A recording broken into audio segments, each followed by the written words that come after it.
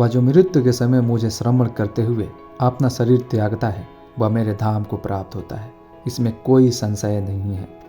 ऐसा कुछ भी नहीं, चेतन या अचेतन, जो मेरे बिना अस्तित्व में रह सकता हो।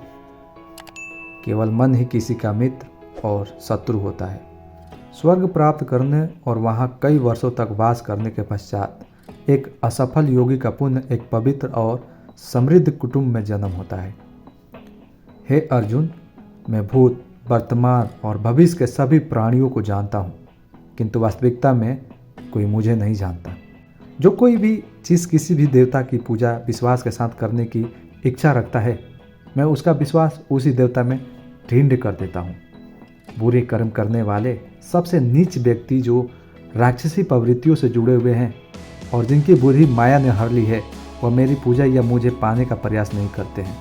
मैं उष्मा देता हूँ, मैं वार्षा करता हूँ और रोकता भी हूँ, मैं अमृत भी हूँ और मृत्यु भी।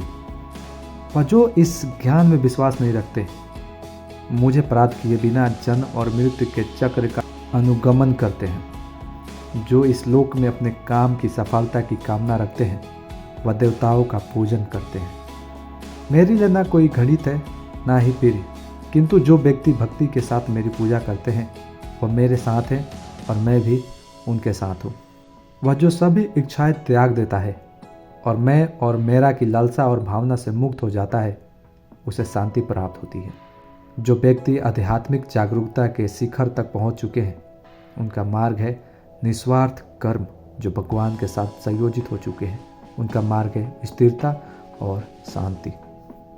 बुद्धिमान व्यक्ति को समाज कल्याण के लिए बिना आसक्ति के काम करना चाहिए। अपने परम भक्तों जो हमेशा मेरा श्रवण या एक चित मन से मेरा पूजन करते हैं, मैं व्यक्तिगत रूप से उनके कल्याण का उत्तरदायित्व लेता हूँ। वह जो वास्तविकता में मेरे उत्कृष्ट जन्म और गतिविधियों को समझता है, वह शरीर त्यागने के बाद पुण्य जन्म नहीं लेता और मेरे धाम को प्राप्त होता है। हे अर्जुन, हम दोनों ने कई जन्म लिए हैं, मुझे याद है, लेकिन तुम्हें नहीं। कर्म मुझे बांधता नहीं, क्योंकि मुझे कर्म के प्रतिफल की कोई इच्छा नहीं। कभी ऐसा समय नहीं था जब मैं, तुम या ये राजा महाराजा अस्तित्व में नहीं थे, ना ही भविष्य में कभी ऐसा होगा कि हमारा अस्तित्व समाप्त हो जाए। तुम उसके लिए शोक करते हो जो शोक करने के योग्य नहीं है और फिर भी ज्ञान की बातें करते हैं। बुद्धिमान व्यक्ति ना जीवित और ना ही मृत व्यक्ति के लिए शोक करते हैं, वह सिर्फ अपने कर्मों पर ध्यान देते हैं। मैं धरती की मधुर सुगंध हूँ, मैं अग्नि की उष्मा हूँ, सभी जीवित प्राणियों का जीवन और सन्यासियों का आत्म संयम हूँ। हे अर्जुन, केवल भाग्यशाली योद्धा ही ऐसा युद्ध लड़ने का अवसर पाते हैं जो स्वर्ग के द्वार के समान है। मेरी कृपा से कोई सभी कर्तव्यों का निर्वाह करते हुए भी बस मेरी शरण में आकर अनंत अविनाशी निवास को प्राप्त करता है। मैं सभी प्राणियों को समान रूप से देखता हूँ, न कोई मुझे कम प्रिय है न अधिक, लेकिन जो मेरी प्रेम पूर्वक आराधना करते हैं वो मेरे भीतर रहते हैं और मैं उनके जीवन में आता हूँ। मैं उन्हें ज्ञान देता हूँ जो सदा मुझसे जुड़े रहते हैं और जो मुझसे प्रेम करते हैं। किसी और का काम पूर्णता से करने से कई अच्छा है कि अपना काम करें, भले उसे अपूर्णता से करना पड़े। सभी अच्छे काम छोड़कर बस भगवान में पूर्ण रूप से समर्पित हो जाओ। मैं तुम्हें सभी पापों से मुक्त कर दूंगा, शोक मत करो। जन्म लेने वाले के लिए मृत्यु उतनी ही निश्चित है जितना कि मृत होने वालों के लिए जन्म लेना।